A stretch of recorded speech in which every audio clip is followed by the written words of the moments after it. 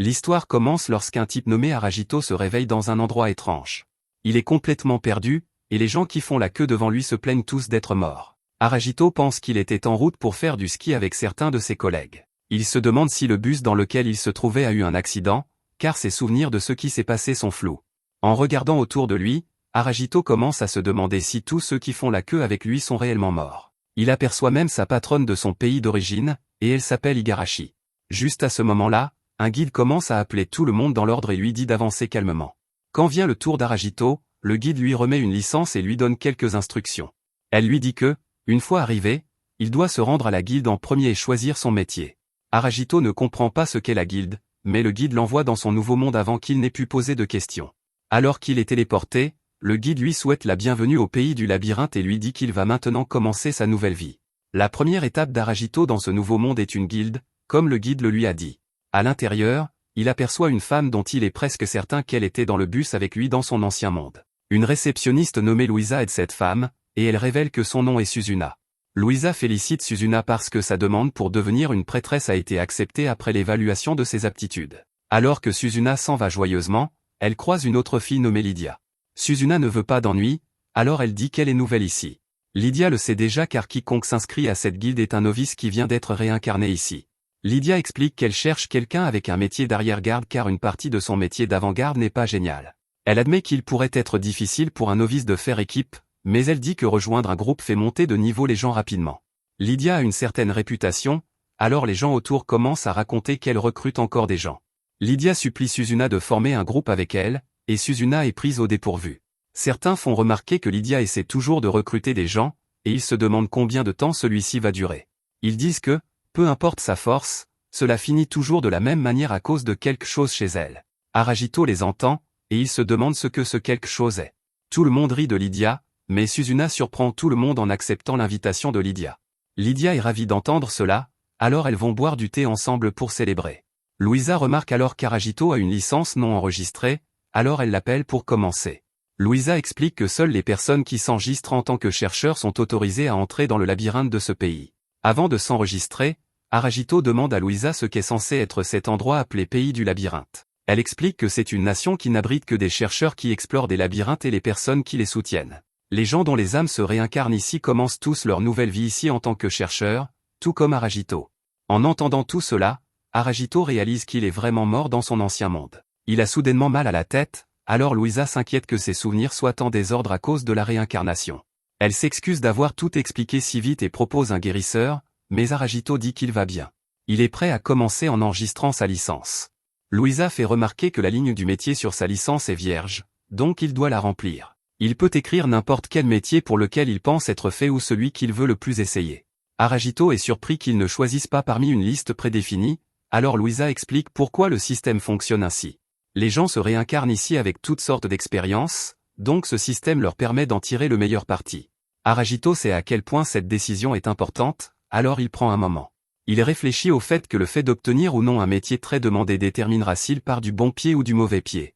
Il se souvient de son ancienne vie, où il était surmené chaque jour par sa jeune patronne élite. Cette patronne était Igarashi, et Aragito pense à la façon dont sa vie professionnelle à l'époque était essentiellement un enfer. Elle voulait toujours entendre toutes ses idées pour toutes les prendre. Maintenant qu'Aragito est dans un monde différent, il dit qu'il est enfin libéré des chaînes de cette entreprise. Il n'a plus à travailler sous les ordres d'une femme de carrière puissante, il veut juste une vie agréable et facile. Aragito n'en pourrait pas être plus heureux, mais il est horrifié lorsqu'il entend la voix d'Igarashi. Elle explique qu'elle est morte chez elle comme lui, et maintenant ils vont tous deux commencer leur nouvelle vie ici. Tout le monde autour d'elle lui donne l'impression d'être dans une sorte de convention de cosplay, et elle a du mal à croire que c'est réel. Elle dit qu'elle n'a pas encore vraiment réalisé qu'elle devra combattre des monstres ici. Aragito est choqué par la mention des monstres, alors elle explique que combattre des monstres est l'un des principaux métiers que les gens exercent ici. Le métier d'une personne et avec qui elle fait équipe sont essentiellement des questions de vie ou de mort au pays du labyrinthe. Igarashi remarque alors qu'Aragito n'a pas encore choisi de métier. Elle dit que ce serait bien s'il pouvait obtenir un métier qui lui donnerait quelqu'un vers qui se tourner si elle a besoin d'aide. Notre héros change rapidement de sujet et se demande quel métier elle a choisi. Igarashi devient timide un instant alors qu'elle fait remarquer qu'ils ne sont plus patronne et subordonnés. Aragito l'appelle chef depuis qu'ils sont arrivés, et elle veut lui dire d'arrêter. Elle s'apprête à dire qu'il peut l'appeler par son prénom, mais elle est trop gênée. Au lieu de cela, elle révèle juste que son métier est Valkyrie. Cela lui permet d'utiliser des épées, des lances et même de la magie spirituelle.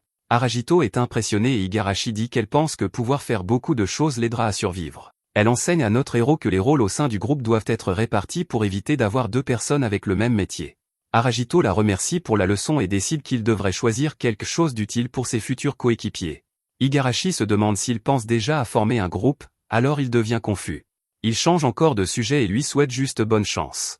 Il lui dit qu'il devrait se retrouver quelque part s'ils parviennent tous les deux à survivre dans ce monde. Igarashi semble déçue lorsqu'elle suppose qu'il ne veut pas faire équipe avec elle, alors elle change de ton. Elle dit simplement qu'elle devrait se dépêcher de trouver des coéquipiers pour elle-même. Elle s'éloigne, déçue, et Aragito pense qu'elle ne ressemblait pas à son moi habituel. Louisa peut voir qu'il n'est pas prêt à choisir un métier, alors elle explique un peu plus. Elle révèle que le métier d'un chercheur affecte directement ce qu'on appelle les points de contribution. Rapporter des trésors rares, vaincre des monstres puissants et sauver la vie d'un compagnon rapporte tous ces points à une personne. Le nombre de points qu'une personne possède détermine sa place dans la hiérarchie secrète de tout le pays du labyrinthe. Toutes les activités d'une personne à l'intérieur du labyrinthe sont enregistrées et affichées sur une page à la guilde. Cette hiérarchie détermine le statut d'une personne, ainsi que la nourriture, le logement et les vêtements qu'elle reçoit réellement. Louisa révèle que les personnes tout en bas doivent parfois vivre dans des écuries. Aragito est horrifié d'entendre cela et préférerait éviter d'être en bas.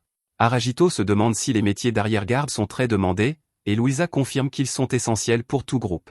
Cependant, elle prévient que les arrière-gardes ont une endurance et une défense inférieures à celles des avant-gardes et des gardes intermédiaires qui combattent au corps à corps. Cela signifie que beaucoup d'entre eux ne survivent pas très longtemps, donc il y a toujours une demande pour eux.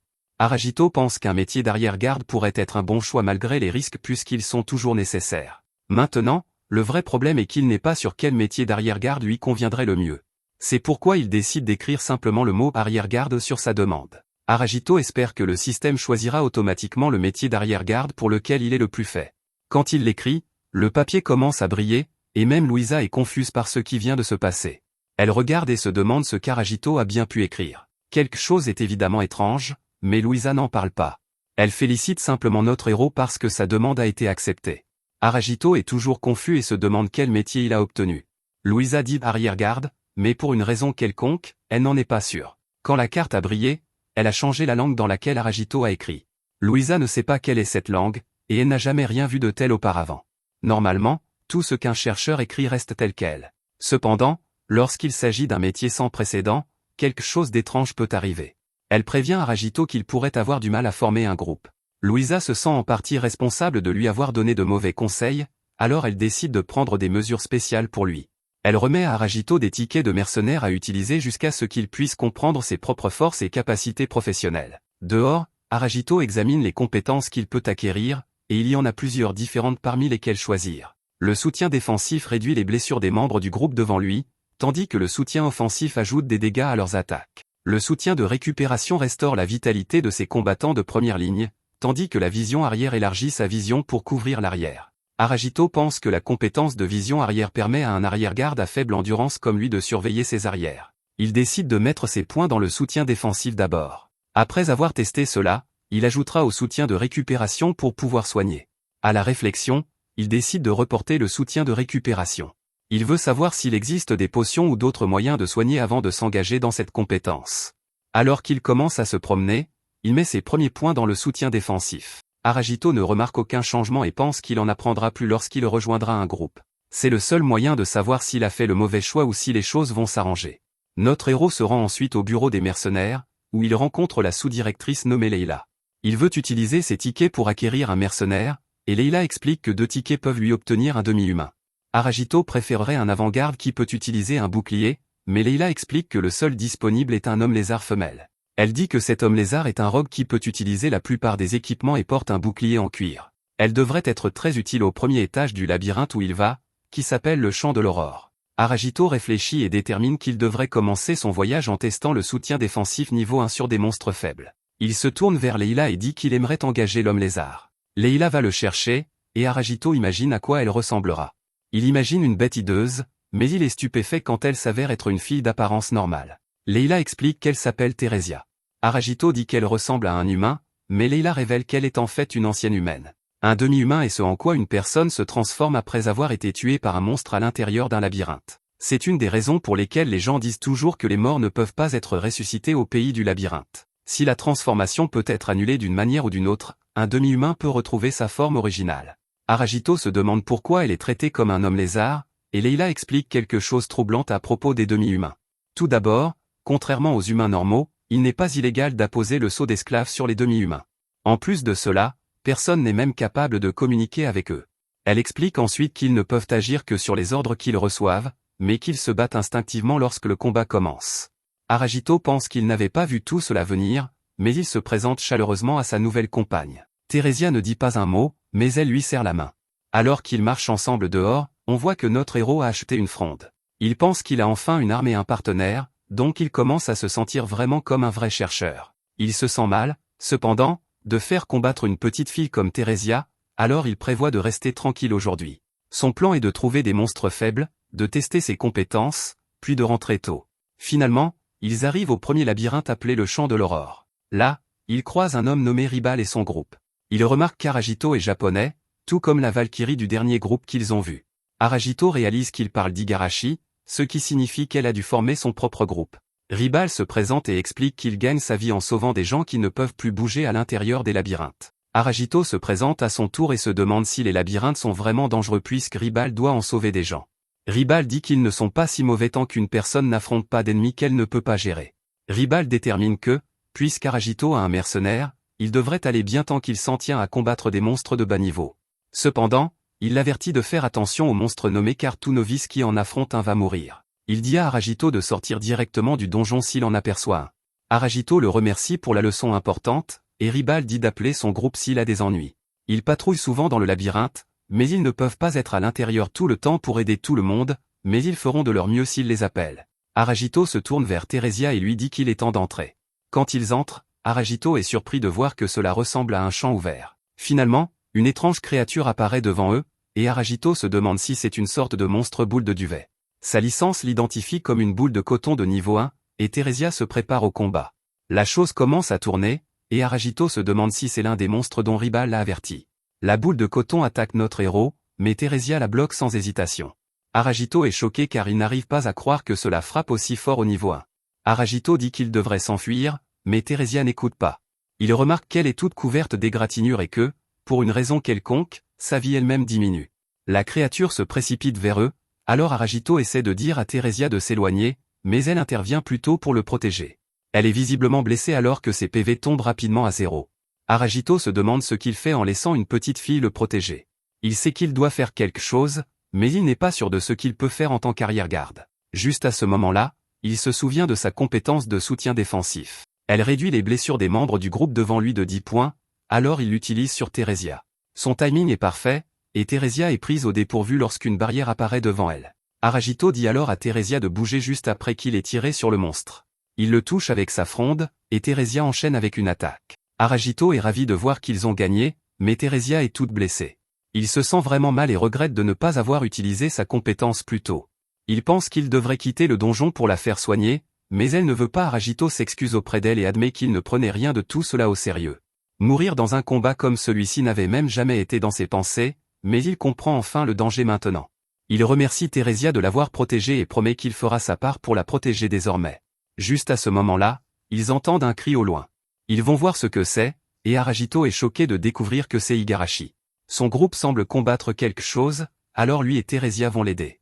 Les aventuriers ont rencontré une bête rouge, et ils se demandent ce qu'un monstre nommé fait ici. Aragito est choqué car il réalise que c'est l'un des monstres dont Ribal a dit qu'il doit fuir. La bête appelée le Visage Rouge s'apprête à attaquer, et notre héros appelle Igarashi. Surprise, au lieu d'essayer de se battre, Igarashi utilise pas Mirage pour aider ses amis et esquiver l'attaque. Aragito est impressionné et il se demande si c'est une compétence de Valkyrie. Un homme nommé Baldwick est gravement blessé et il crie qu'il ne veut pas perdre la vie. Il dit qu'il ne peut pas rester ici et il sort un parchemin de retour. Cet objet permet instantanément à son utilisateur et à son groupe de quitter un labyrinthe, mais cela réduit leur point de contribution. Baldwick l'utilise et il s'échappe avec son groupe. Aragito est horrifié, cependant, quand il voit que le chef Igarashi a été laissé derrière. Cela lui fait réaliser qu'elle n'était en fait pas en groupe avec ces gars-là. Aragito dit à Igarashi de s'enfuir parce que lui et Theresia peuvent prendre le relais. Igarashi refuse et leur dit de fuir à la place parce qu'elle dit qu'elle ne peut pas se permettre de perdre ici. Aragito attaque la bête pour attirer son attention, mais Igarashi ne le permettra pas. Elle l'attaque aussi et lui dit que c'est elle qu'elle devrait combattre. Cela fonctionne car la bête se précipite pour l'attaquer. Aragito peut dire qu'elle est trop faible en puissance pour activer pas Mirage à nouveau parce qu'elle se prépare à attaquer. Le visage rouge évite son attaque et charge à nouveau. Aragito essaie désespérément d'utiliser le soutien défensif pour la protéger, mais pour une raison quelconque, cela ne fonctionne pas. La bête la frappe, puis elle s'en prend à Aragito. Theresia saute devant l'attaque et Aragito essaie d'utiliser à nouveau le soutien défensif. Cela fonctionne cette fois, alors Aragito réalise que le soutien défensif ne fonctionne que sur les membres du groupe. Il regarde Igarashi et il est horrifié de la voir couverte de sang.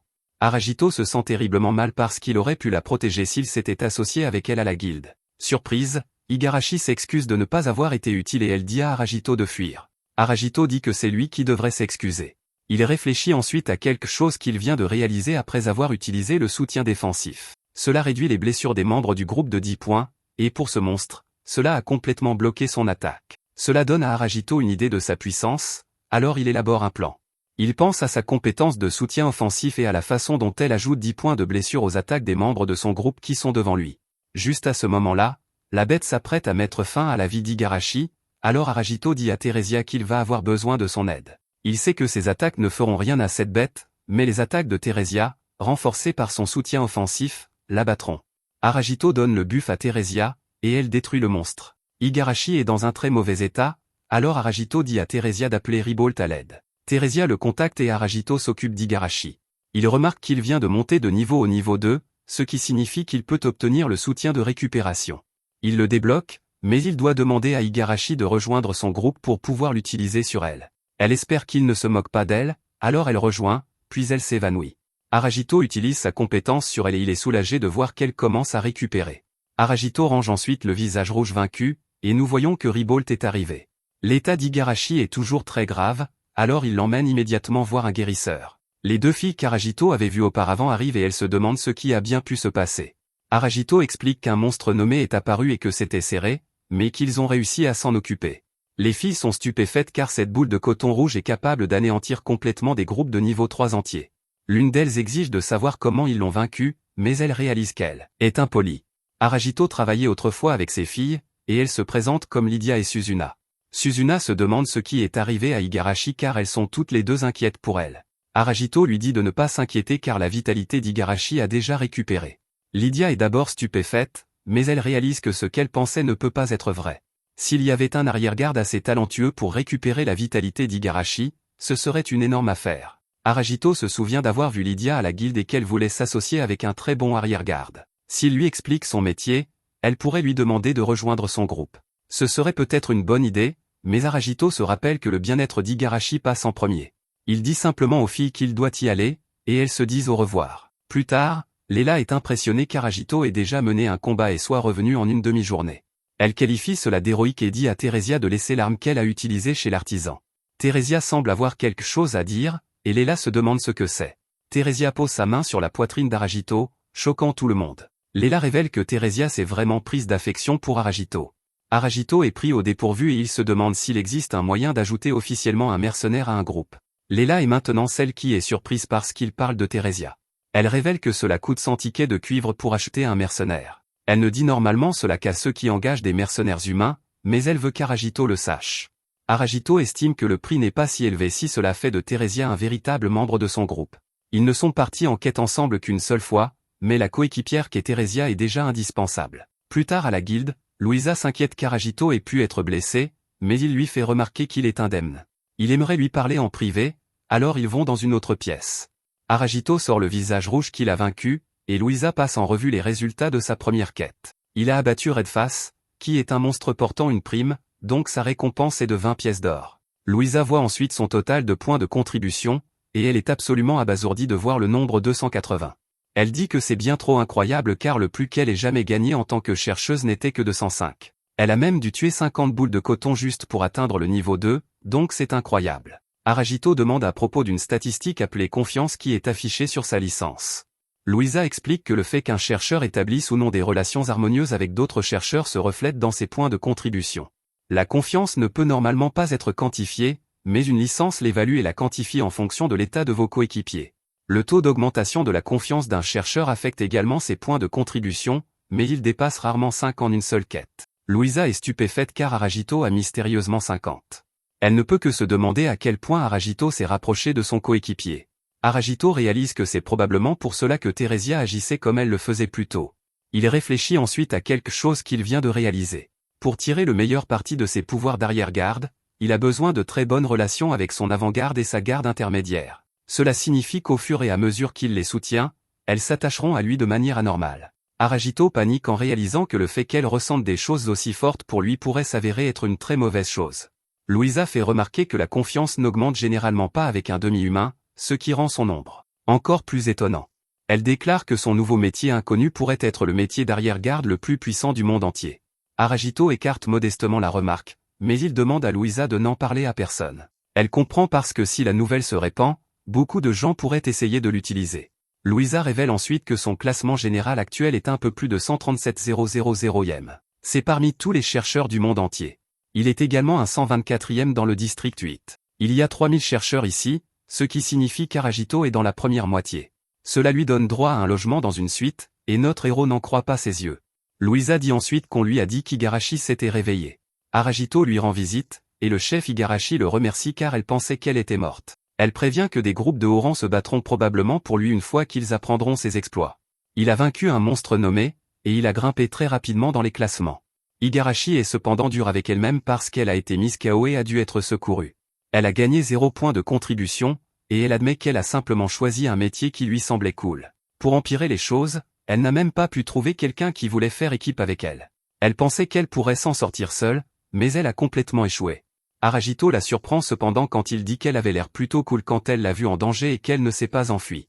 Cela l'a finalement motivée, et il dit humblement que c'était purement par hasard qu'il ait tué la bête. À ce moment-là, Aragito lui demande si elle aimerait rejoindre officiellement son groupe. Si elle décide qu'il ne vaut pas la peine de faire équipe avec lui, elle peut toujours partir. Aragito est déçu quand elle se tourne, mais ce n'est pas ce qu'il croit. Igarashi fait remarquer qu'il lui a sauvé la vie, et qu'il l'a même réconforté ensuite. Elle dit qu'elle n'est pas le genre de perdante qui le refuserait après tout cela. Igarashi accepte son offre et elle lui dit qu'il peut cesser de l'appeler chef. Il l'appelle simplement par son nom, et elle dit qu'elle se réjouit de travailler avec lui. Plus tard, Igarashi se demande si Aragito ne voit vraiment pas d'inconvénient à ce qu'elle reste chez lui pendant qu'elle s'installe. Cela ne le dérange pas du tout, alors elle accepte son offre très généreuse. Ils font quelques courses sur le chemin du retour, et Aragito est surpris par les vêtements qu'Igarashi regarde. Il ne l'a vu qu'en costume parce qu'ils ne se sont jamais rencontrés en dehors du bureau. En fait, ils n'ont même jamais parlé d'autre chose que du travail, donc c'est un peu embarrassant pour Igarashi. Alors que leur journée continue, Igarashi commence à s'ouvrir en parlant de son passé. Ses parents étaient très contrôlants et elle n'avait jamais son mot à dire dans sa propre vie. Finalement, elle a reçu une demande en mariage d'un des clients de son père, et elle a réalisé qu'elle ne pouvait pas continuer à laisser les gens contrôler sa vie. C'est pourquoi elle a travaillé dur pour construire sa carrière entièrement par elle-même. Elle a travaillé frénétiquement chaque jour pour atteindre un point où ses parents n'auraient plus leur mot à dire. Nos héros vont boire un verre ensemble pour la première fois, et Aragito réfléchit à ce qu'elle a dit. Il réalise qu'elle est telle qu'elle est parce qu'elle essayait de protéger sa propre vie. Igarashi est stupéfaite quand il dit qu'il est content d'avoir fait sa connaissance. Ils vont faire partie d'un groupe ensemble, donc c'est bien d'avoir une amitié solide. Pendant qu'ils mangent, Aragito surprend des gars parler d'une personne appelée l'épée de la mort. Cette personne est Lydia, et cela attire l'attention de notre héros. Ils ont entendu qu'elle a recruté une novice pour l'élever jusqu'à ce qu'elle devienne quelque chose. Ils réalisent aussi qu'elle a dû courir jusqu'ici après avoir quitté la brigade du Chevalier Blanc. Cela signifie qu'une chercheuse de haut rang comme elle traîne un passé, et cela pourrait être une bonne opportunité pour eux. L'un des gars dit à son ami de se taire, et il devient très clair qu'ils ont de mauvaises intentions. Plus tard, Aragito et Igarashi se disent bonne nuit et vont se coucher. Igarashi ne peut s'empêcher d'interrompre son repos car elle aimerait qu'il dorme avec le dos tourné vers elle. Aragito dit qu'il n'avait même pas remarqué et qu'il a dû se retourner dans son sommeil. Igarashi s'excuse parce qu'elle sait que c'est bizarre, mais cela la fait se sentir étrange. Juste à ce moment, Aragito réalise ce qui se passe réellement. Il regarde sa licence et voit que tout cela est causé par sa compétence d'arrière-garde appelée soutien de récupération. La façon dont les lits sont positionnés fait que les deux sont techniquement considérés comme avant-garde et arrière-garde. Aragito s'excuse frénétiquement et dit qu'il va dormir dans le salon. Là, il réalise que cette compétence reste en effet en dehors du combat, et qu'elle lui fait ressentir quelque chose. Cela ne va pas être bon, donc il va devoir déplacer son lit. Le lendemain matin, Igarashi se présente à Theresia et la remercie de l'avoir sauvée. Theresia ne dit pas un mot comme toujours, alors Igarashi se demande si elle a dit quelque chose de mal. Aragito lui dit de ne pas s'inquiéter car c'est comme ça que Theresia est toujours. Quand ils arrivent à leur destination, Aragito explique quelques-unes des améliorations qu'ils ont obtenues. Theresia a reçu un petit bouclier rouge qui réduit les dégâts de feu, et Igarashi a reçu une écharpe qui fait de même. Quant à Aragito, il a fait passer son lance-pierre à une bien meilleure arme appelée le coup de lame. Maintenant qu'ils ont ces objets, Aragito déclare que les deux filles serviront d'avant-garde. Il se lance dans le combat, et Aragito utilise le soutien défensif pour aider Igarashi à vaincre un monstre. Il l'utilise à nouveau et confirme qu'il atteint tous les membres de son groupe qui servent d'avant-garde. Il continue le combat, et à la fin, Aragito regarde ce qu'ils ont accompli. Ils ont anéanti 15 boules de coton et 3 abeilles à dard empoisonnées. Aragito est très satisfait car cela prouve que son groupe fonctionne incroyablement bien. Finalement, ils arrivent à l'entrée du deuxième étage du labyrinthe. Ils n'ont qu'à y entrer, mais Igarashi pense que cela a l'air sinistre. Aragito pense qu'il a besoin de 100 tickets pour ajouter Theresia à son groupe. Il veut le faire dès que possible, alors il devrait combattre les monstres bien plus forts qui se trouvent au deuxième étage. Cependant, des rumeurs circulent qu'un monstre nommé y est apparu. On l'appelle le Juggernaut, et il est assez vicieux pour anéantir des groupes de niveau 3 et 4. Le groupe d'Aragito n'est encore que de niveau 2, alors le rencontrer serait la fin pour eux. Il dit aux filles qu'ils rentrent pour aujourd'hui, mais ensuite ils entendent un cri. Ils n'ont pas de temps à perdre, alors ils se précipitent vers le deuxième étage. Là, ils trouvent Lydia et Suzuna devant un monstre géant. Il s'appelle un ORC accro, et il est vraiment dangereux. Lydia dit à Suzuna de rester en arrière, et elle déclenche son attaque taille transperçante. Elle élimine l'ORC, mais les bêtes dangereuses restent. Aragito dit à Igarashi et Theresia qu'ils s'occuperont d'elles-mêmes. Aragito essaie d'en toucher une avec son lance-pierre, mais elle est trop loin. Il protège ensuite Theresia pour qu'elle puisse éliminer une des abeilles. Igarashi utilise une attaque d'éclair, et elle élimine l'autre toute seule. Aragito s'occupe de Suzuna et elle dit qu'elle va bien. Elle admet qu'elle a l'impression de retenir Lydia, mais Lydia n'est pas d'accord. Elle fait remarquer que Suzuna est arrivée jusqu'ici et a vaincu un tas de boules de coton. Juste à ce moment, Aragito comprend ce qu'il faisait. Pour aider Suzuna à monter de niveau plus vite, ils ont dissous leur groupe. De cette façon, Lydia pouvait attirer les ennemis vers elle et laisser Suzuna porter le coup final. Cette stratégie ne fonctionne pas bien contre les abeilles, alors Aragito pense qu'il devrait cibler différents monstres. Lydia dit qu'ils ne peuvent pas faire cela parce qu'ils n'ont pas de temps. Elle a besoin que Suzuna devienne aussi forte qu'elle le plus vite possible. Elle dit que de cette façon, elle pourra revenir vite. Notre héros est d'abord confus, mais il se souvient avoir entendu les rumeurs à son sujet. Il réalise que ce à quoi elle veut retourner, c'est la brigade du Chevalier Blanc. Lydia est stupéfaite parce qu'il est au courant, et elle le fixe avec incrédulité. Étrangement, Lydia dit qu'il a tort, et elle refuse de retourner voir ces gens. Ce qu'elle veut vraiment, c'est revenir en arrière et aider une fille nommée Misaki. Misaki est la meilleure amie de Suzuna, et nous voyons qu'elle est en grand danger. Suzuna explique que Misaki a choisi le métier de joueuse parce qu'elle pensait avoir de la chance. Tout se passait bien, mais ensuite elle a ramassé un coffre au trésor qu'un monstre avait laissé tomber. Malheureusement, il s'est avéré que c'était un piège, et Misaki a été téléportée ailleurs. Lydia pense que c'était un piège de téléportation d'étage, donc Misaki devrait être quelque part sur cet étage. On ne sait pas ce qui va lui arriver, alors Lydia veut la retrouver le plus vite possible. Igarashi pense à quel point elle était désespérée quand elle était seule, alors elle déclare qu'elle doit aider à la chercher. Elle ne veut même pas imaginer à quel point Misaki serait terrifiée si elle croisait un monstre seul. Igarashi ne peut pas rester ici sans rien faire, et Aragito est d'accord avec elle. Il demande à Lydia s'il y avait d'autres groupes sur cet étage, car il aimerait aussi leur demander de l'aide. Lydia n'en avait vu aucun, mais juste après leur arrivée, elle a senti que quelqu'un les observait. Igarashi trouve cela très étrange, et elle se demande pourquoi quelqu'un regarderait des gens entrer au deuxième étage. Aragito prend alors un moment pour réfléchir à leur situation. Obtenir de l'aide d'autres groupes sera difficile, mais s'ils se séparent et que quelqu'un tombe sur une horde de monstres, ce serait bien pire. Notre héros surprend alors tout le monde quand il demande à Lydia et Suzuna de rejoindre temporairement son groupe. Il explique qu'il est un soutien arrière, mais qu'il ne peut soutenir que les personnes qui sont dans son groupe. Lydia réalise que cela aiderait Suzuna à monter de niveau en toute sécurité, alors elle dit à Suzuna de les rejoindre. Suzuna demande ce qu'elle va faire, alors Lydia explique qu'elle les accompagnera en solo. Son niveau est plus élevé que le leur, donc si elle rejoint leur groupe, ils gagneront tous moins d'expérience.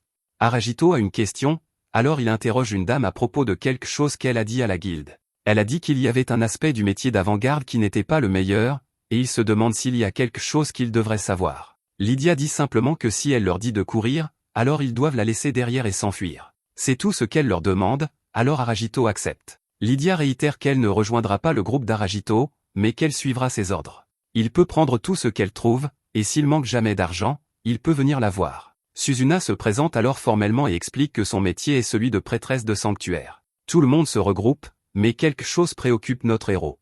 Si Lydia voyage juste avec eux en tant qu'invitée, il ne pourra pas l'aider si elle a des ennuis. Juste à ce moment, Ils entendent quelqu'un crier à l'aide, et Suzuna reconnaît que c'est Misaki. Ils trouvent Misaki ligoté devant un groupe de monstres géants. Il y en a un vraiment énorme, et Lydia ne peut que se demander ce que c'est. Cette chose est si terrifiante que Misaki s'évanouit. Aragito reconnaît immédiatement le Juggernaut dont il avait entendu des rumeurs. Lydia dit qu'il ne devrait pas être ici, donc quelqu'un a dû l'envoyer ici. Celui qui a fait cela veut probablement qu'ils éliminent la bête pour eux. Aragito pense que ce sont les gars qu'il a vus au bar, ce qui signifie aussi qu'ils doivent les observer. Lydia déclare que rien d'autre ne compte, car ils doivent vaincre les géants s'ils veulent sauver Misaki. Elle dit à tout le monde de rester en arrière, et elle se précipite seule. Elle ignore Aragito quand il essaie de l'arrêter, et elle utilise sa compétence de lame pour vaincre une partie de la horde. Aragito est impressionné par son attaque, mais quelque chose de terrifiant se produit.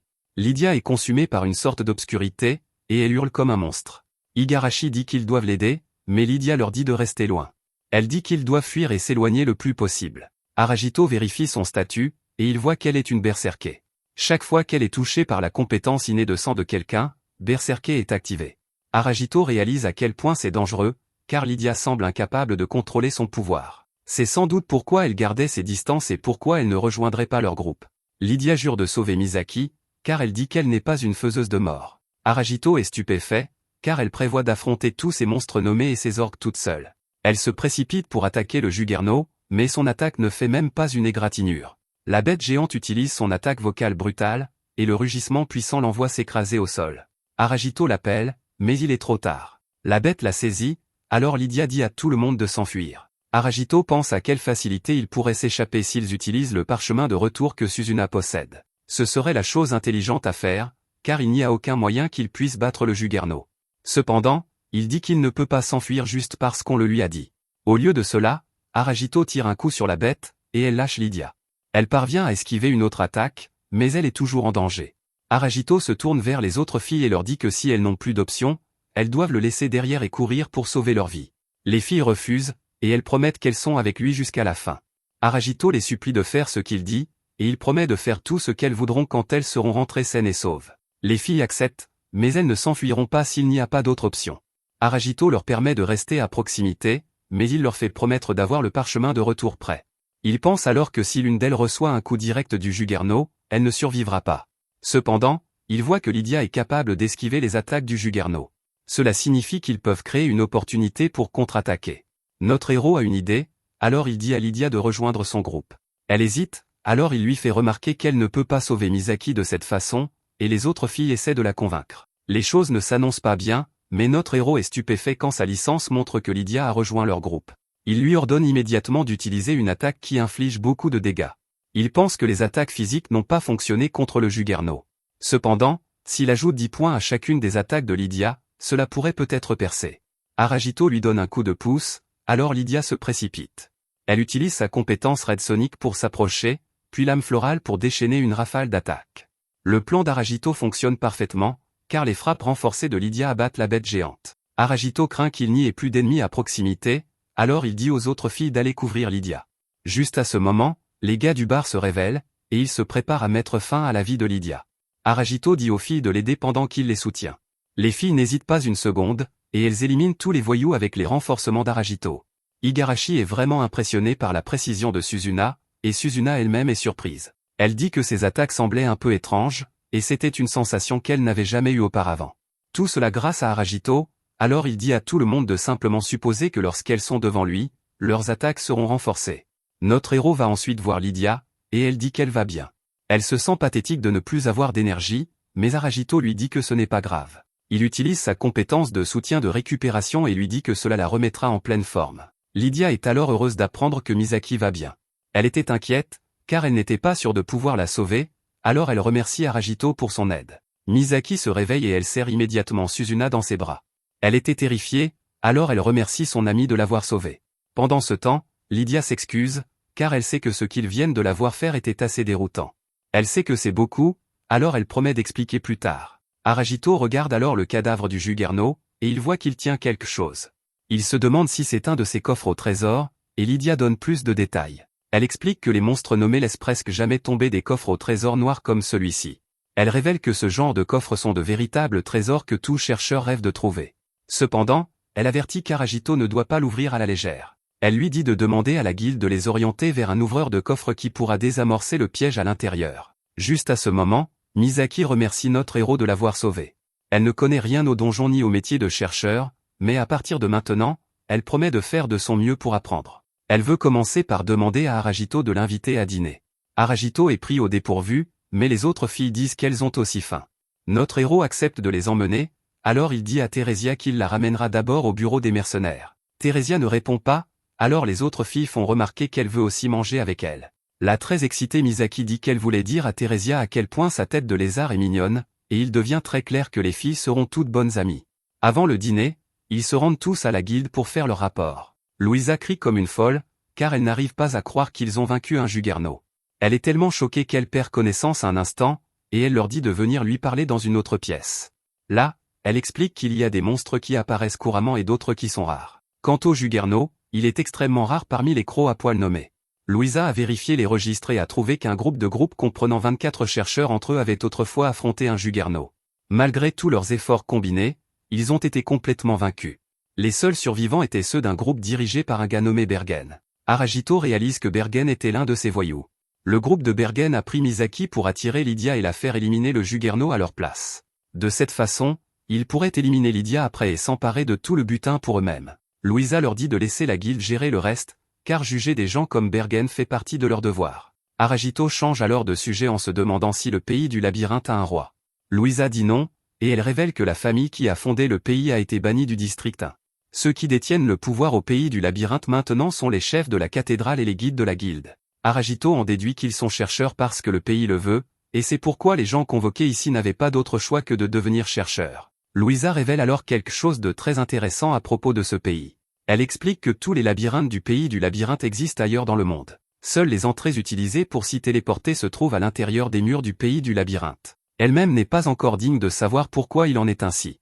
Sur ce, Louisa examine leur journal d'activité du labyrinthe. Elle commence par dire qu'Aragito a reçu 10 points pour être entré au 2e étage du champ de l'aube. Cela l'a aidé à atteindre le niveau 3, et il a reçu 20 points supplémentaires. Le groupe a vaincu 15 boules de coton et reçu 75 points. Puis ils ont vaincu 8 abeilles à lance de poison pour 64 points. La liste continue, car le groupe a gagné une quantité incroyable de points. Cela comprend la somme énorme de 800 points pour avoir vaincu le Juggernaut. Ils reçoivent aussi beaucoup de points de confiance, pour avoir si bien collaboré. Les points semblent infinis, car ils reçoivent des points pour avoir sauvé Misaki et combattu des criminels. Aragito est un soutien arrière, ce qui signifie qu'il bénéficie plus que quiconque, car il a soutenu chacun d'eux. Au final, le total des points de contribution de chercheur d'Aragito est un hallucinant 1649. Cela signifie qu'il est désormais classé 2e dans tout le district 8. Louisa dit qu'un score de points de contribution à 3 chiffres est déjà assez impressionnant, mais il est passé à 4 chiffres en seulement 2 jours. Aragito est lui-même surpris, et Louisa dit qu'il est vraiment extraordinaire. Misaki demande s'ils peuvent enfin aller manger, et Aragito invite Louisa. Elle se joint à eux, et ils vont dans un restaurant. Aragito est leur chef, alors les filles disent qu'il peut s'asseoir au centre. Le moment prend une tournure intense, car les filles n'arrivent pas à décider qui va s'asseoir à côté d'Aragito. Misaki et Theresia prennent l'initiative de s'asseoir à côté de lui, et les autres filles sont déçues. Misaki aimerait beaucoup savoir quel genre de fille Aragito aime, mais notre héros reste professionnel. Il dit que ce genre de sujet est interdit, et la nourriture arrive enfin. Tout le monde aimerait qu'Aragito porte un toast, mais il veut d'abord leur dire quelque chose. Il explique que juste après le dîner, il prévoit d'aller voir Léla. Ainsi, il pourra faire ajouter officiellement Theresia à leur groupe. Il révèle que son objectif est de redonner à Theresia son corps humain, et Theresia reste sans voix. Les filles se demandent s'il est même possible de rendre à Theresia sa forme humaine, alors Aragito explique ce que Léla lui a dit, s'ils peuvent annuler sa transformation, alors elle pourra retrouver sa forme originale. Aragito ne sait pas comment faire, mais Louisa possède quelques informations. On dit que pour annuler une transformation de demi-humain, il faut se rendre à la cathédrale du district 4. Ce ne sera pas facile, cependant, car très peu de chercheurs ont jamais réussi à atteindre le district 4 depuis le district 8. Même Lydia dit qu'elle n'est allée que jusqu'au district 5. Leur voyage est sur le point de devenir bien plus dangereux, alors Aragito dit qu'il ne blâmerait aucune des filles si elles refusaient de les accompagner. Il pense que c'est une question de vie ou de mort, donc il ne peut pas entraîner les filles là-dedans à la légère. Il aimerait connaître leur avis, alors Igarashi dit immédiatement qu'elle viendra. Theresia l'a beaucoup aidé, donc elle veut lui rendre l'appareil. De plus, elle sait qu'Aragito est une bonne personne, et qu'il ne mettrait jamais aucune d'entre elles dans un danger inutile. Même dans leur vie antérieure, Aragito n'a jamais laissé ses collègues se surmener. En fait, si personne ne l'arrêtait, c'est lui qui se surmènerait. C'est pourquoi Igarashi pense qu'il a besoin de quelqu'un pour veiller sur lui. Louisa dit qu'elle se joindra à eux car elle a confiance en les capacités d'Aragito. Peu importe le danger, elle est sûre qu'avec son aide, ils atteindront le district 4. Misaki dit avec enthousiasme qu'elle viendra aussi, car rester serait ennuyeux. En plus de cela, son instinct de joueuse lui dit qu'elle vivra plus longtemps si elle est avec Aragito. Suzuna aimerait aussi aider, mais elle a rejoint le groupe de Lydia en premier. Elle veut rester loyale envers Lydia et entendre ce qu'elle a à dire. Lydia rappelle à tous le problème qu'elle a et dont ils ont été témoins plus tôt. Elle explique que son épée s'appelle l'Empereur Écarlate. On la trouve dans un coffre au trésor laissé par un certain monstre nommé. L'Empereur Écarlate devient également le métier inhérent de la personne qui l'équipe. Lydia explique qu'elle était à l'origine une bretteuse, mais qu'elle s'est transformée en lame maudite. Sa compétence inhérente, appelée Berserk, s'active automatiquement lorsqu'elle reçoit le sang d'un autre sur elle. Pour empirer les choses, elle ne peut pas déséquiper l'épée. Aragito, choquée d'apprendre tout cela, se demande pourquoi elle n'a pas recherché l'épée avant de l'équiper. Lydia explique qu'elle faisait partie d'un groupe appelé la Brigade du Chevalier Blanc. Ils récupèrent les coffres des monstres nommés et utilisent l'équipement obtenu pour devenir plus forts. Ils n'évaluent rien car cela ne leur importe pas si l'équipement est maudit. Les membres ne peuvent pas non plus refuser d'équiper des objets, car ils feront tout pour devenir plus forts. À l'époque, Lydia voulait aussi devenir plus forte, mais maintenant elle le regrette. Elle a l'impression que cette épée l'a transformée en quelque chose de totalement différent. C'est pourquoi elle peut comprendre Theresia, et pourquoi elle a décidé de les accompagner. En retour, elle aimerait aussi leur aide. Elle dit qu'elle a ses raisons pour avoir besoin de recommencer à avancer, mais qu'elle ne peut pas le faire seule. Aragito accepte de l'aider à annuler la malédiction, et il dit qu'ils pourront chercher un moyen de le faire en chemin. Tout le monde célèbre alors qu'ils acceptent tous de faire le voyage ensemble. À la fin de la nuit, on voit qu'Igarashi et Louisa ont un peu trop bu. Aragito retourne au bureau des mercenaires, alors Lydia dit qu'elle peut ramener les autres filles chez lui. Au bureau des mercenaires, Aragito parle avec Leila. Il révèle qu'il a les 100 tickets de cuivre, donc il veut faire de Theresia un membre officiel de son groupe. Leila pensait qu'un nouveau venu mettrait au moins un mois pour en obtenir autant, elle est donc impressionnée. Notre héros n'a mis qu'un jour, mais il dit humblement qu'il a eu de la chance. Il promet de la protéger dans leur quête pour la rendre à nouveau humaine. Leila explique qu'elle donne aux demi-humains un endroit où ils ont leur place, mais ce n'est pas son véritable objectif. Elle veut vraiment leur rendre leur âme, mais elle manque de force. Elle déclare qu'un chercheur brillant et honnête comme Aragito est son rayon d'espoir. C'est beaucoup de responsabilités, mais notre héros promet de faire de son mieux. Il dit ensuite que parfois, il a l'impression de pouvoir comprendre ce que ressent Theresia, même si elle ne peut pas parler. Il ne saura pas si c'est juste une supposition ou non tant qu'il ne pourra pas lui parler. Leila fait remarquer qu'il n'est pas courant que les demi-humains aient des sentiments. Cependant, il est assez clair que Theresia semble plus ouverte envers Aragito aujourd'hui qu'hier. Leila demande à notre héros de prendre soin de Theresia, et Aragito promet qu'il le fera. En rentrant chez eux, Aragito dit à Theresia qu'elle n'a pas à marcher derrière lui. Il dit qu'elle peut marcher où elle veut, alors elle marche devant lui. Elle change d'avis pour se tenir à côté de lui, et il lui rappelle qu'elle peut faire ce qu'elle veut. Tout ce qu'il demande, c'est qu'elle reste un peu devant lui lorsqu'ils sont au combat. Ainsi, il pourra la soutenir avec toutes ses capacités. Theresia veut continuer à marcher un moment, et Aragito lui dit qu'il comptera sur elle. Quand il rentre à la maison, les filles se préparent à prendre un bain. D'abord, Lydia dit à Aragito que lorsque son rang augmentera, il devra réfléchir à l'endroit où il logera. Louisa explique en lui rappelant qu'il est maintenant classé 7e dans tout le district 8. Cela signifie qu'il peut maintenant déménager dans une suite royale, et le plafond est de 8 résidents. Elle dit que les logements de Suzuna et Lydia seraient automatiquement annulés, mais notre héros ne comprend pas pourquoi. Lydia explique qu'un groupe ne peut pas avoir plus de 8 membres, donc les chambres qu'un groupe peut utiliser doivent permettre un total de 8 personnes. De plus, différents logements ont des capacités différentes. L'avantage d'être dans une meilleure chambre est qu'elle permet de récupérer beaucoup plus rapidement la santé et le mana. Lydia dit que la chose logique à faire est d'avoir tout un groupe vivant ensemble. Aragito déclare qu'il y réfléchira et il va se reposer. Il regarde sa licence et se souvient qu'il a gagné un niveau aujourd'hui, ce qui signifie qu'il peut obtenir une nouvelle compétence. Il y a plusieurs options, alors il les examine. Il est intrigué par une compétence appelée contre-courant, qui contre-attaque automatiquement lorsque l'utilisateur est attaqué par derrière. Les autres options semblent aussi très bonnes, donc il aura besoin de temps pour décider. Aragito se demande si Theresia a une licence, car il aimerait la voir. Theresia lui montre le sceau d'esclave sur son cou et lui dit de le toucher. Cela fait apparaître sa licence, et elle la montre à Aragito. Ils ont tous les deux un point de compétence à attribuer, alors il dit qu'ils peuvent choisir ensemble. Juste à ce moment, Misaki se réveille de sa sieste et promet d'être utile à Aragito. Son métier est joueuse, donc l'avoir à ses côtés facilite la recherche de trésors. Aragito ne peut que se demander pourquoi elle a choisi joueuse comme métier, Alors elle dit que cela semblait amusant. Elle a toujours été bonne aux jeux de cartes, et sa famille a même acheté un billet de loterie qui a gagné 100 000 yens. Aragito détermine qu'elle a vraiment de la chance, alors Misaki dit qu'il peut compter sur elle. Misaki remarque que tout le monde est allé prendre un bain, alors il décide de les rejoindre. Aragito se dirige vers le bain des hommes tandis que Theresia rejoint les filles dans le bain des femmes. Notre héros profite de son moment de solitude, et rien d'inapproprié ne se produit qui doive être coupé de ce résumé. Ensuite, Aragito doit refroidir Theresia après qu'elle ait surchauffé dans le bain. Il est temps de décider dans quelle chambre tout le monde dormira, alors Misaki révèle qu'elle a inventé un jeu. Il y a cette route, et celle que vous choisissez décidera où vous dormirez. Aragito se souvient que dormir dans une chambre avec quelqu'un pourrait être dangereux à cause de ce qui s'est passé avec Igarashi. Il ne saurait pas comment expliquer cela aux filles, alors il joue simplement au jeu. Heureusement, sa route fait qu'il dort seul dans le salon. Il se prépare à aller au lit, et Theresia vient lui rendre visite. Il détermine qu'elle retournera bientôt dans son lit, alors il regarde à nouveau ses compétences.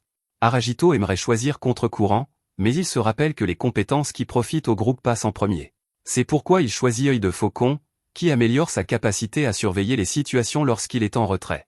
Aragito l'utilise immédiatement, et une grille couvre toute la pièce. Notre héros peut immédiatement ressentir la différence car la zone dont il a conscience est beaucoup plus large. Il est sûr que cela sera utile, mais il est épuisé maintenant, et il s'endort. Au milieu de la nuit, Igarashi se sent très étrange, et les autres filles révèlent qu'elles aussi. Elles sont attirées par Aragito, mais elles ne savent pas ce qui se passe. Le lendemain matin, tout le monde passe en revue ce qu'ils vont faire. Louisa dit qu'elle organisera une visite des suites pour Aragito afin qu'il puisse choisir un nouvel endroit. Ensuite, elle trouvera un ouvreur de coffre pour ouvrir le coffre qu'Aragito a trouvé.